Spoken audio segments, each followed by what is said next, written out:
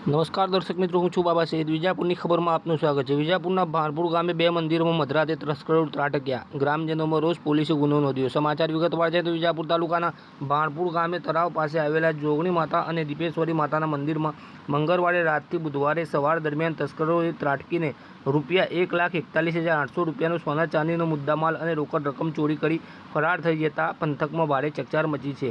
બે મંદિરને એક સાથે નિશાન બનાવવાની ઘટનાથી ભક્તોમાં ભારે રોષ અને ભયનો માહોલ ફેલાયો છે. વિજાપુર પોલીસે અજાણ્યા તસ્કરો વિરુદ્ધ ગુનો નોંધી તપાસના ચક્રો ગતિમાન કર્યા છે. ફરિયાદી જગદીશકુમાર રેવાભાઈ પરમારે નોંધાવેલી ફરિયાદ મુજબ તારીખ 19/5/2026ની સાંજના 7:45થી લઈને તારીખ 20/5/2026ના સવારે 6:30 વાગ્યા પહેલાં કોઈપણ સમય અજાણ્યા ચોર ઇસમોએ ભાણપુર ગામના જોગણી માતાના મંદિર તથા દીપેશ્વરી માતાના મંદિરના દરવાજાનું તાળું તોડી મંદિરમાં પ્રવેશ કર્યો હતો.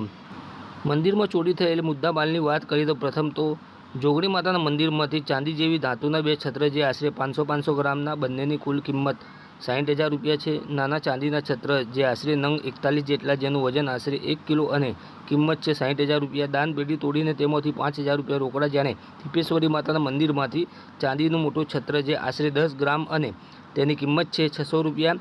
માતાજીની પાવલીઓ એટલે કે પગલાં આશરે 20 ગ્રામ અને કિંમત છે તેની 12,000 રૂપિયા. સોનાનું નાનું છત્ર જે આશરે 3 ગ્રામ અને જેની કિંમત છે 15,000 રૂપિયા. આમ કુલ મળીને 1,41,800 રૂપિયાનો મુદ્દામાલ ચોરી થયો હોવાની ફરિયાદમાં જણાવાયું છે. ફરિયાદ મુજબ તારીખ 19/5/2026ની સાંજે 5:01 વાગે ફરિયાદી તથા તેમના ભાઈ ધીરજકુમાર જોગણી માતાજીના મંદિરે આરતી કરવા ગયા હતા. ધીરજકુમાર રાત્રે 7:45 વાગે મંદિર બંધ કરી ઘરે આવ્યા હતા.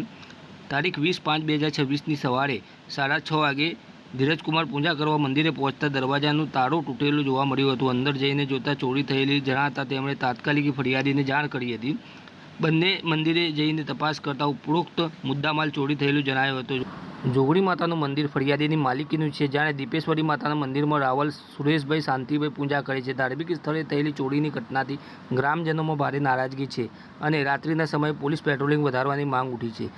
આ મામલે વિજાપુર પોલીસ સ્ટેશનમાં ફરિયાદ નોંધાતા પોલીસે ભારતીય ન્યાય સંહિતાની કલમ 305D, 331(4) અને 54 હેઠળ અજાણ્યા તસ્કરો વિરુદ્ધ ગુનો નોંધી વધુ તપાસ હાથ ધરી છે. પોલીસે ઘટનાસ્થળની મુલાકાત લઈ પંચનામું કર્યું છે અને આસપાસના CCTV ફૂટેજ મેળવવા સહિતની કાર્યવાહી હાથ ધરી છે.